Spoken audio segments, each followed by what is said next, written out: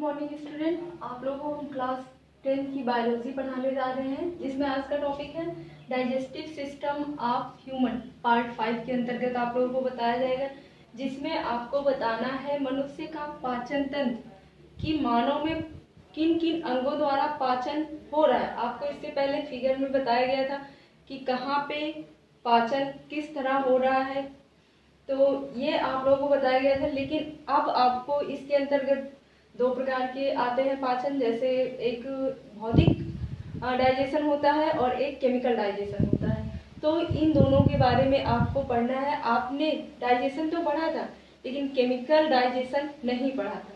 तो इसके अंतर्गत 5 प्रक्रियाएं आती हैं, जैसे पहला है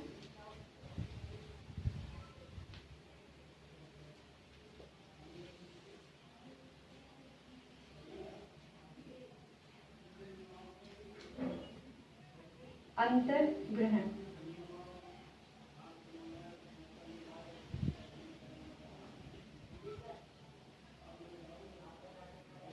पहला है अंतर्ग्रहण। अंतर्ग्रहण में क्या होता है, आप हाथ से क्या करते हैं, मुंह में भोजन को लेते हैं। मुंह में भोजन लेने की प्रक्रिया को क्या कहते हैं, अंतर्ग्रहण कहते हैं। इनकेशन।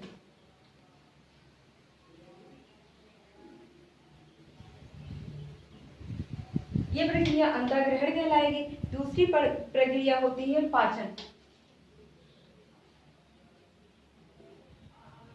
डाइजेशन।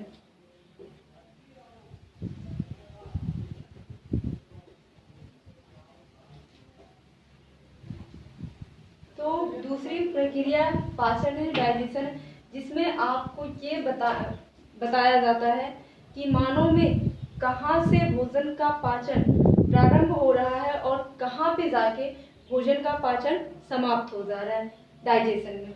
इसके बाद आता है भोजन का अवशोषण। भोजन का अवशोषण।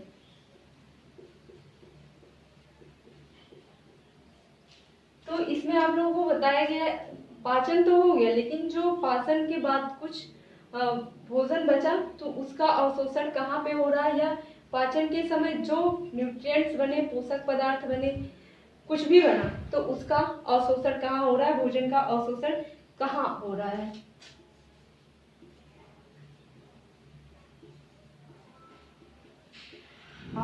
फूड।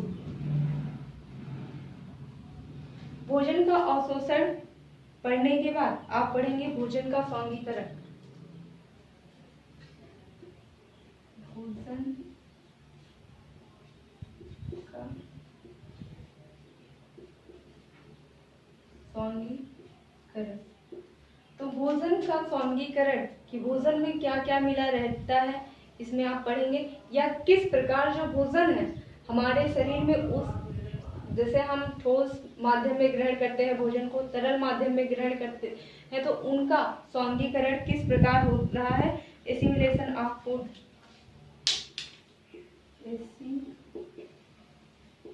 Assimilation of food. इसके बाद लास्ट प्रक्रिया आती है मल परित्याग या बहिक्षेपण कह सकते हैं। मल परित्याग या बहिक्षेपण। तो मल परित्याग या बहिक्षेपण, जिसे इजेशन कहा जाता है।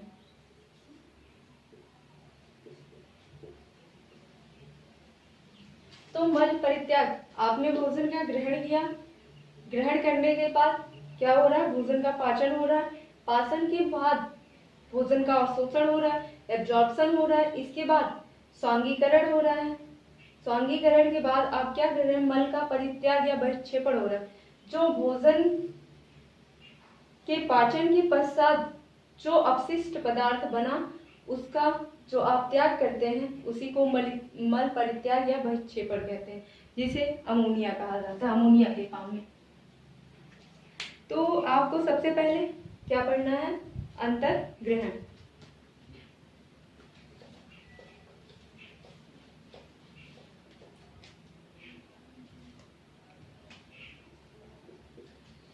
अंतर्ग्रहण कहते किसे हैं? भोज्य पदार्थों के शरीर में पहुंचने की प्रक्रिया को क्या कहेंगे? जब भोज्य पदार्थ हमारे शरीर में पहुंच जाएंगे तो उसी प्रक्रिया को कहेंगे अंतःग्रहण। और अंतःग्रहण में क्या होगा? विभिन्न विधियों द्वारा पहुंचता है। अनेक विधियों से हम भोजन को ग्रहण करते हैं। भिन्न भिन्न जीवों में भिन्न भिन्न अंगों के द्वारा होता है। जैसे आपको पता है जीव दो प्रकार के होते हैं, एक कोशिकीय होते हैं,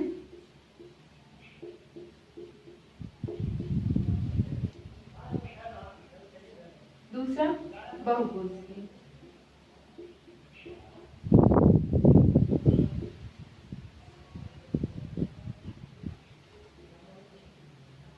जल्दी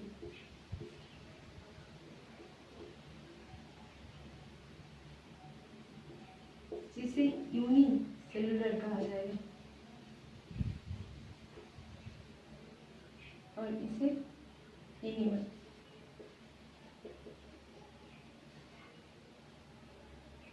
मल्टीसेलुलर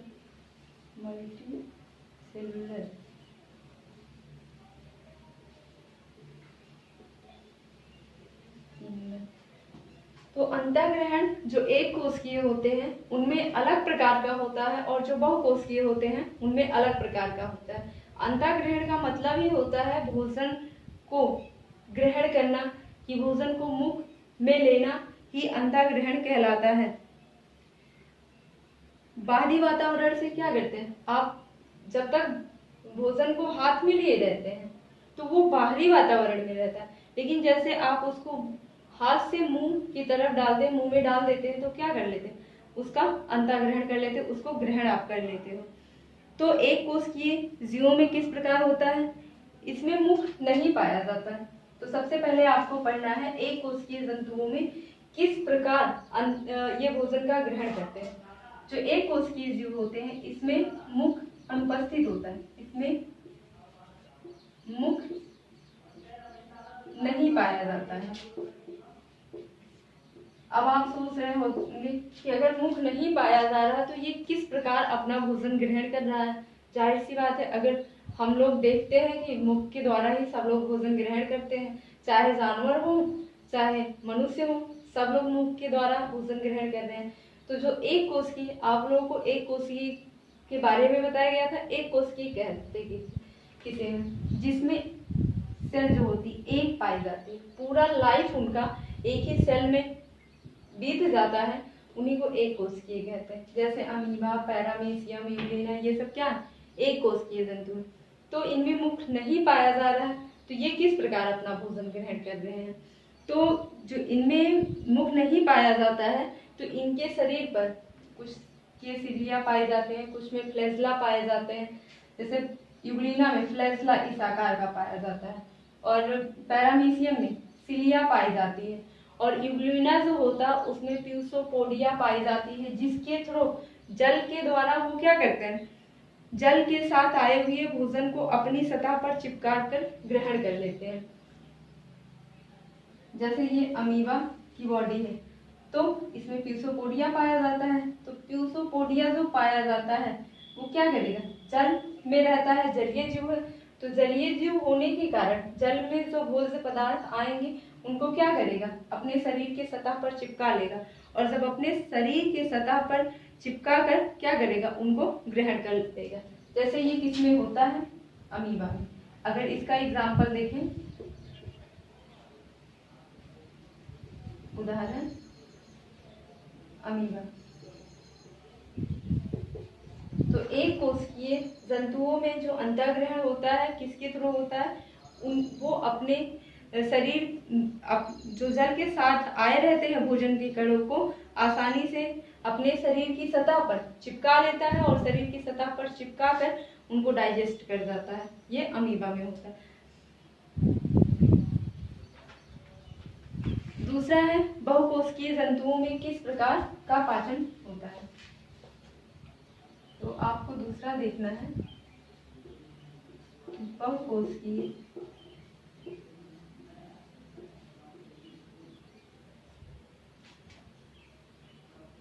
जंतुओं में किस प्रकार भोजन का अंतःग्रहण हो रहा है।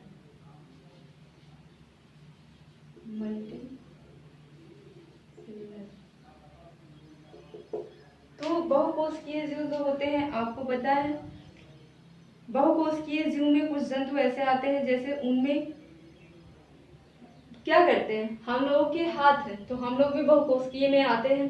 तो हम लोग क्या करते हैं, हाथों के द्वारा भोजन को ग्रहण करते हैं, मुख तक ले जाते हैं। तो वही क्रिया जब मुख में चला जाता है तो अंतःग्रहण कहलाता है।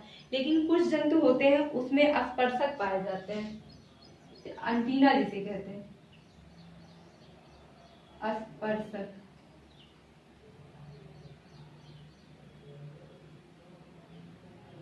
उसमें क्या पाए जाते हैं, स्पर्शक पाए जाते हैं, जैसे कि इसमें हाइड्रा में। उन स्पर्शकों के द्वारा, हाइड्रा जो है बहुकोशिकीय है, वो क्या करेगा, स्पर्शकों द्वारा भोजन को पकड़ लेगा, और जब भोजन को पकड़ लेगा तो क्या करेगा, उसको ग्रहण कर लेगा माउथ के थ्रू। जैसे हम लोग हैं, हाथ के द्वारा भोजन को माउथ तक लेके जाते हैं, मुंह तक ले जाते हैं। तो ये बहुकोशिकीय जंतुओं में इस प्रकार होता है। जैसे कुछ एग्जाम्पल देख लेते हैं इसके बारे में। मनुष्य अपने हाथों द्वारा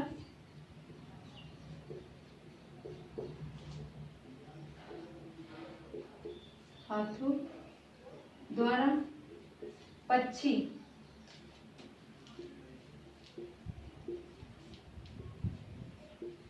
अपने चोंच द्वारा, मेढक में भी स्पर्शक पाया जाता है जिसके थ्रू वो क्या करता है, भोजन को अपने पकड़ लेता है। आपको पता होगा भोजन जो मेढक होता है वो मांसाहारी होता है, तो वो कीट पतंगों को खाता है। अंतःग्रहण के बाद अब आता है पाचन, डाइजेशन।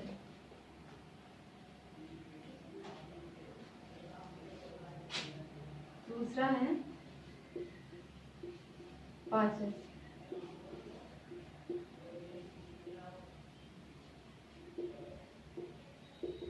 डाइजेशन। तो अब डाइजेशन किसे कहते हैं, पाचन किसे कहते हैं, जटिल व अघुलनशील पदार्थों को भौतिक या रासायनिक विधियों द्वारा घुलनशील पदार्थों में बदलने की प्रक्रिया ही डाइजेशन कहलाती है या पाचन कहलाती है। जटिल व अघुलनशील, जटिल व अघुलनशील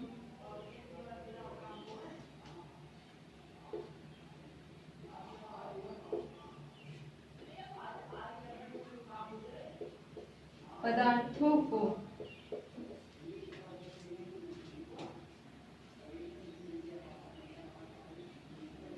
भौतिक या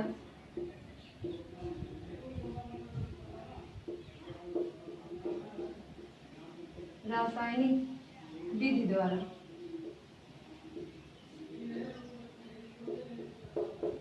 जटिल व अघुलनशील पदार्थों को भौतिक या रासायनिक विधि द्वारा घुलनशील पदार्थों में बदलने की प्रक्रिया घुलनशील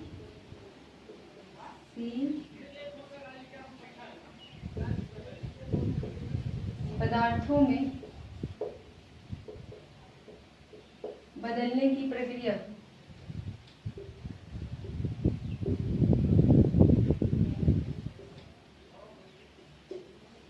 पाचन कहते हैं।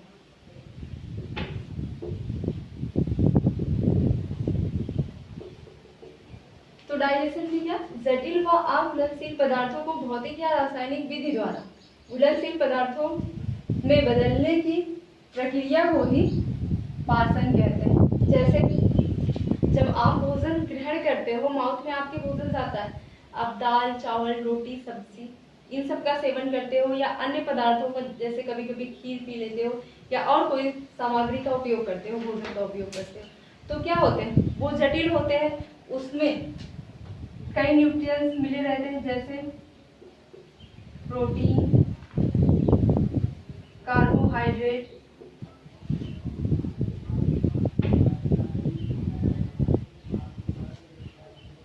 वसा, विटामिन,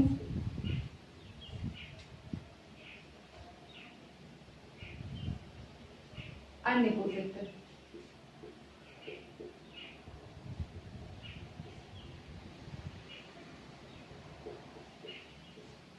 तो क्या ये जटिल कार्बनिक पदार्थ हुए ना, जटिल अघुलनशील पदार्थों को, ये जटिल है। आपने जब भोजन ग्रहण किया तो किसी में प्रोटीन मिल रहा है, किसी में कार्बोहाइड्रेट मिल रहा है, किसी में वसा मिल रहा है, और किसी में विटामिन मिल रहा है, किसी में लौह तत्व मिल रहे हैं, अनेक प्रकार के जो पोषक तत्व हैं आपको मिल रहे हैं। तो वो कैसा माध्यम हुआ?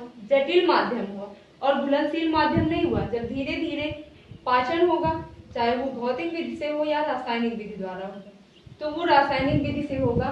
तो रासायनिक विधियों के द्वारा जब हो रहा है, उन अघुलनशील पदार्थों को घुलनशील पदार्थों के रूप में जब उनको परिवर्तित कर दिया जाएगा, तो उसी प्रक्रिया को पाचन कहते हैं। जैसे आपने दाल चावल रोटी सब्जी खाई थी, लेकिन जब एनस के थ्रू, रेक्टम से होके एनस के थ्रू जो मल निकल रहा है, आप लास्ट में मल परित्याग कर रहे हैं, क्या वो दाल चावल रोटी सब्जी रहता है? नहीं रहता है।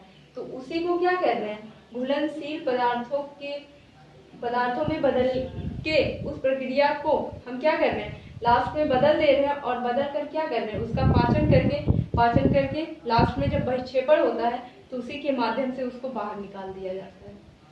तो ये क्रिया होती है पाचन की। जटिल व अघुलनशील पदार्थों को भौतिक या रासायनिक विधि द्वारा घुलनशील पदार्थों में बदलने की प्रक्रिया को पाचन कहते हैं। आप जानते हैं कि जो हम भोजन ग्रहण करते हैं उसमें बहुत सारे पोषक तत्व उपस्थित रहते हैं, जो बहुत जटिल होते हैं और अघुलनशील होते हैं। धीरे धीरे उनका पाचन होता है।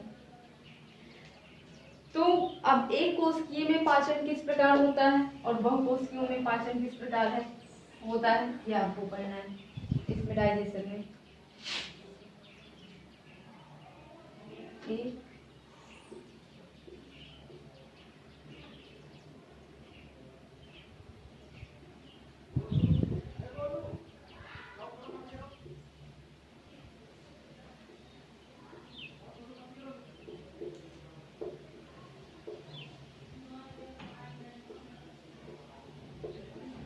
दूसरा है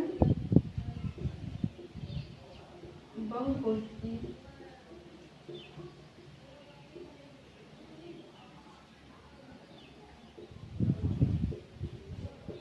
जीवों में पाचन। तो एक कोशिकीय जीवों में पाचन किस प्रकार से हो रहा है और बहुकोशिकीय जीवों में पाचन किस प्रकार से हो रहा है, ये आपको पढ़ना है। इसमें पाचन एक ही कोशिका के भीतर होता है, जिसे अंतःकोशिकीय कहते हैं। इसमें क्या होगा?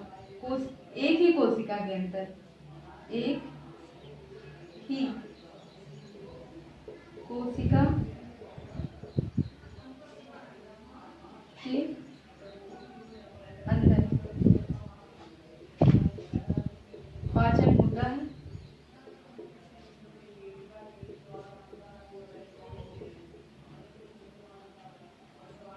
जिसे अंतःपाचन कहते हैं।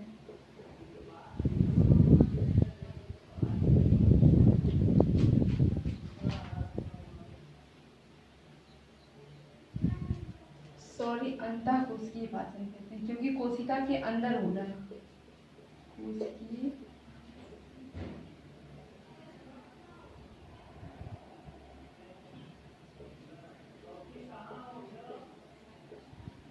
पाचन कहते हैं। तो एक कोशिकीय जीवों में पाचन किस प्रकार होता है?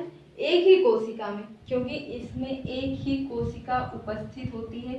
तो एक ही कोशिका उपस्थित होने के कारण इसमें जो पाचन होगा, कोशिका के अंदर पाचन हो रहा है, और कोशिका के अंदर पाचन हो रहा है, और कोशिका के अंदर पाचन होने की प्रक्रिया को क्या कहते हैं? अंतःकोशिकीय पाचन।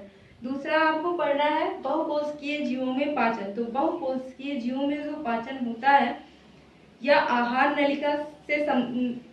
नाल में संपन्न होता है, और इसमें पाचक ग्रंथियां होती हैं, जो पाचक ग्रंथियों से स्रावित पाचक रस की सहायता से आगे ग्रास नली में इसको क्या करता है? धकेल देता है, और धकेल देने पर वहां पे से जाने के बाद अमाशय में जाता है। अमाशय के बाद छोटी आंत में जाएगा। छोटी आंत में जाने के बाद बड़ी आंत में जाएगा। बड़ी आंत में जाने के बाद वो रेक्टम में कॉलन में जाएगा। कॉलन के बाद गुदा द्वार से वो बाहर निकल आता है।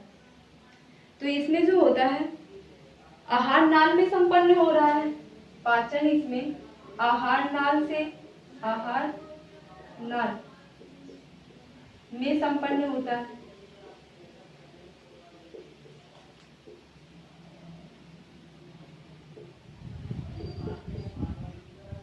तो क्या होगा, इसमें अंतःकोशिकीय पाचन हो रहा है, इसमें बाह्यकोशिकीय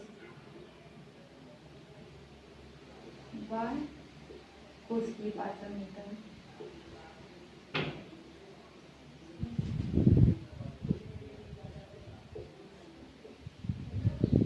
तो यहाँ पे इसे बाह्यकोशिकीय पाचन इसमें क्यों हो रहा है, क्योंकि ये कोशिका के अंदर नहीं हो रहा है, ये एक तंत्र है जिसके अंदर हो रहा है। जैसे आहार नाल पाया जाता है, एक सिस्टम होता है, एक तंत्र होता है जिसके अंतर्गत ये स्पेशली इसका काम होता है सिर्फ भोजन का ही पाचन करना, अन्य प्रक्रियाएं इसके अंतर्गत नहीं होती, तो इसीलिए इसे बाह्यकोशिकीय पाचन कहा जाता है। इसके बाद आपको पढ़ना है ये बाह्यकोशिकीय पाचन का एग्जाम्पल देख लेंगे किसमें किसमें होता है। इसमें एक कोशिकीय में अमीबा, पैरामीशियम, जितने भी एक कोशिकीय जीव होंगे उनके अंदर एक कोशिकीय पाचन होता है, या कह सकते हैं अंतःकोशिकीय पाचन होता है। जैसे इसका एग्जाम्पल है मानव, कुत्ता, बिल्ली, खरगोश, etc. बहुत सारे हैं।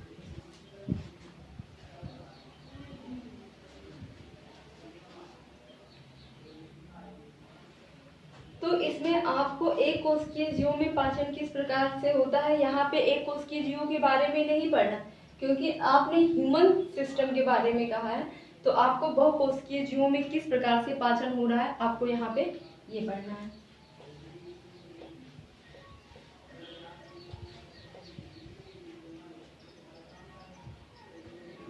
तो बहुकोशिकीय जीवों में मनुष्य आता है, तो मनुष्य में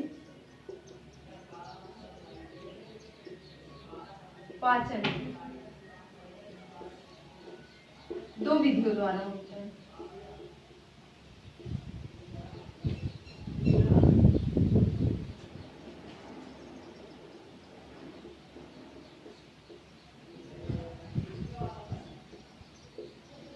तो मनुष्य में पाचन दो विधियों द्वारा होता है।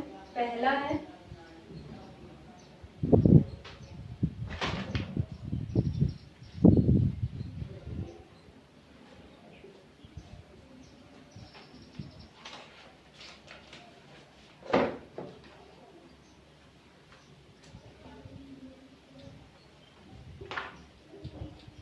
भौतिक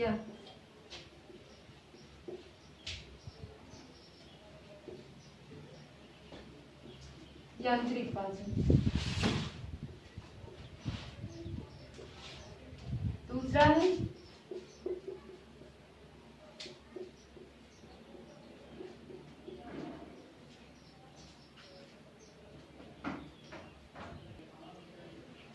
दूसरा है रासायनिक पाचन, chemical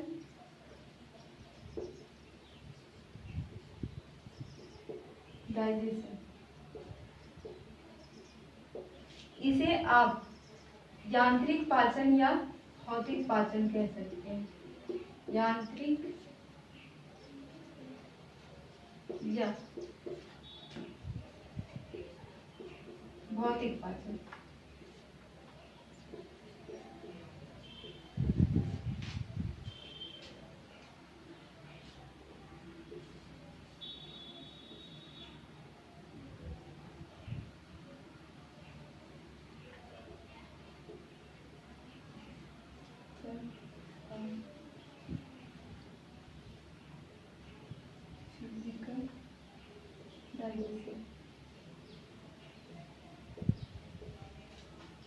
mechanical of physical digestion. ये आप लोगों को पढ़ना है कि मनुष्य में पाचन की दो विधियां हैं, एक भौतिक विधि द्वारा पाचन होता है और दूसरा रासायनिक विधि। तो भौतिक विधि और रासायनिक विधि में किस प्रकार से पाचन हो रहा है, यांत्रिक पाचन या भौतिक पाचन किस प्रकार से हो रहा है। जैसे इसमें क्या होता है, भोजन, यांत्रिक पाचन में आप भोजन को मुंह में लेते हैं, भोजन को आप माउथ में लेंगे, मुंह में लेंगे, मुंह में लेने के बाद क्या होगा, भोजन ग्रास नली से, ग्रास नली से कहाँ पे जाएगा, अमाशय में जाएगा, अमाशय के बाद छोटी आंत,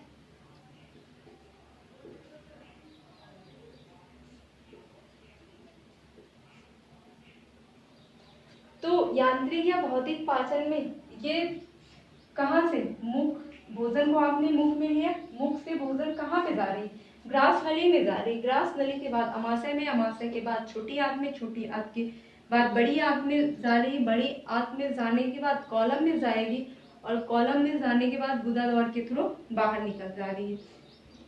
तो ये इसमें बताया जाता है कि क्या होता है, मुख में भोजन लेने के बाद हो सकता है मुख में ही भोजन पड़ा रहे, किस कारण से मुख से ग्रास नली में भोजन जा रहा है। एक प्रक्रिया आपको बताई गई थी, क्रमाकुंचन, क्रमाकुंचन के द्वारा ही भोजन जो होता है मुख से ग्रास नली में जाएगा, ग्रास नली से अमाशय में जाएगा, अमाशय से छोटी आंत, छोटी आंत से बड़ी आंत, बड़ी आंत से कॉलम, कॉलम के बाद एनएस के थ्रू बाहर निकल जाएगा। तो ये भौतिक पाचन है। अब आपको पढ़ना है कि रासायनिक पाचन। रासायनिक पाचन से पहले आप लोगों को हम इसका फिगर बता देते हैं कि डायग्राम किस प्रकार हो रहा है। जैसे पहले आप माउथ में भोजन लेंगे, मुख में लेने के बाद कहाँ पे जाएगा, ग्रास नली में जाएगा,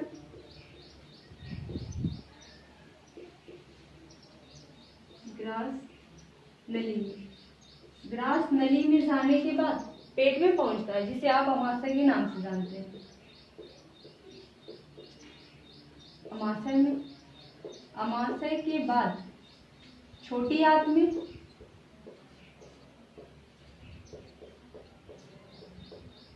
छोटी आंत के बाद बड़ी आंत में। कहने को तो ये छोटी है लेकिन इसमें पाचन सबसे ज्यादा होता है। इसके बाद छोटी आंत के बाद कहाँ पे जाएगा, कॉलन में जा रहा है, कॉलन, और बाद में क्या हो रहा है, गुदा द्वार के थ्रू बाहर निकल जा रहा है, गुदा के थ्रू बाहर निकल जा रहा है। तो पहले डाइजेशन कहाँ पे होगा, माउथ में होगा, फिर ग्रास नली क्या करेगी, उसको ले जाएगी अमाशय में, अमाशय से छोटी आंत में जाएगा, छोटी आंत से बड़ी आंत में, बड़ी आंत के बाद कॉलम में जाएगा। ये एक पाचन की विधि है। जब पाचन प्रारंभ होता है तो मुख से ही पाचन प्रारंभ होता है। मुख में आपको बताया गया था कि कार्बोहाइड्रेट का पाचन होता है। हमारे मुख में कई पार्ट पाए जाते हैं, जैसे दांत पाए जाते हैं और जीभ पाई जाती हैं, तो इनका कार्य डिफरेंट होता था, इससे पहले वीडियो में आपको बताया। तो ग्रास नली में जाएगा और ग्रास नली से अमाशय में जाएगा, अमाशय से ग्रास नली में पाचन नहीं होता है। मुख में पाचन होगा लेकिन इसमें पाचन नहीं होता क्योंकि पाचक एंजाइम नहीं पाए जाते, और इसमें पाचक एंजाइम पाए जाते हैं और एक लाइसोसोम नामक एंजाइम पाया जाता है जो क्या करता है, जो उसमें हानिकारक जीवाणु होते हैं उनको नष्ट करने का कार्य करता है। फिर अमाशय में भोजन जाएगा, अमाशय में पाचन होगा, फिर छोटी आंत में होगा, फिर बड़ी आंत में, फिर कॉलम, और फिर लास्ट में गुदा द्वार के थ्रू बाहर निकल जाएगा। यह भौतिक या यांत्रिक पाचन। अब आपको पढ़ना है कि रासायनिक पाचन किस प्रकार से होता है जीवों में।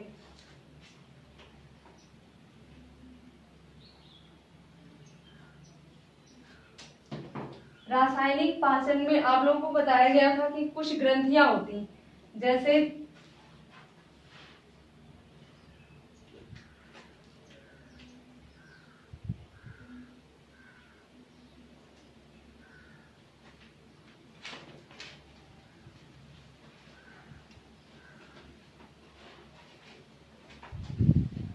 कुछ पित्त रस का स्रावन करते हैं, पित्त रस, और पैंक्रियाटिक जूस का सिक्रीशन करते हैं।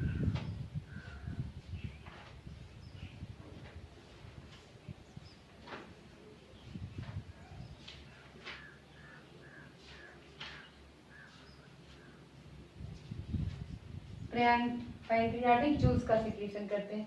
तो जो जूस सिक्रीशन करते हैं, एंजाइम्स का सिक्रीशन, एंजाइम इसमें रासायनिक पाचन है, तो एंजाइम्स का एंजाइम सिक्रीट करेंगे। एंजाइम सिक्रीट करने के बाद उसमें अलग एंजाइम में चेंज कर देंगे, उन्हीं को रासायनिक पाचन कहते हैं। जैसे इसके अंदर ग्रंथियां आती हैं, जिन ग्रंथियों से क्या होता है, एंजाइम्स निकलते हैं या पाचक रस निकलते हैं, जिनके थ्रू क्या होता है, भोजन का पाचन होता है। जैसे हाइड्रोक्लोरिक अम्ल, कहाँ पे इसका सिक्रीशन होता है, स्टोमच में इसका सिक्रीशन होता है। और कार्बोहाइड्रेट का लाइसो एंजाइम, लाइसो एंजाइम का सिक्रीशन कहाँ पे होता है, माउथ में होता है। तो हर एक का कार्य अलग अलग होता है, जिसको आपको रासायनिक विधि से पढ़ना है। तो इसमें आप कहाँ से पाचन स्टार्ट करेंगे, इसमें सारे पार्ट आएंगे। जैसे मुख में पाचन होता है, मुख का बताया जाएगा। रासायनिक पाचन में कई पार्ट आएंगे, रासायनिक पाचन।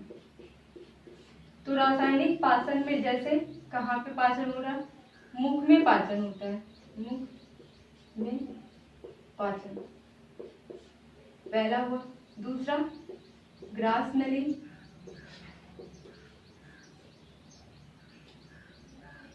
तीसरा अमाशय, चौथा छोटी आंत, पांचवा बड़ी आंत,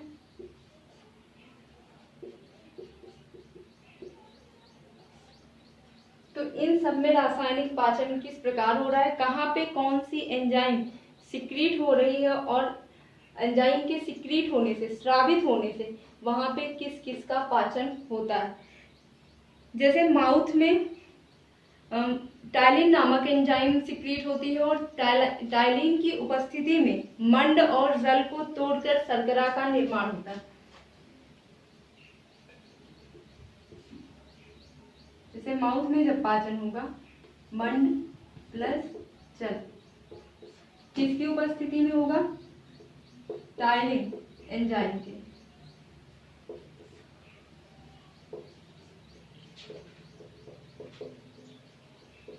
तो इसको किस रूप में तोड़ देगा, शर्करा के रूप में।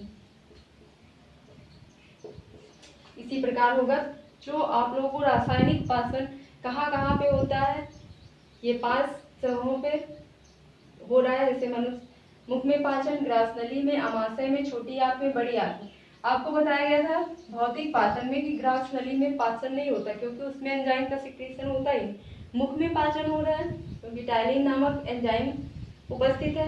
अमाशय में होगा, हाइड्रोक्लोरिक अम्ल है, पैंक्रियास से पैंक्रियाटिक जूस आता है, लीवर से भी आता है, और छोटी आंत बड़ी आंत में हो रहा है किस प्रकार, ये आप लोगों को बताया जाएगा किस एंजाइम की उपस्थिति। आज के लिए बस इतना ही। रासायनिक पाचन आप लोगों को दूसरे वीडियो में बताया जाएगा।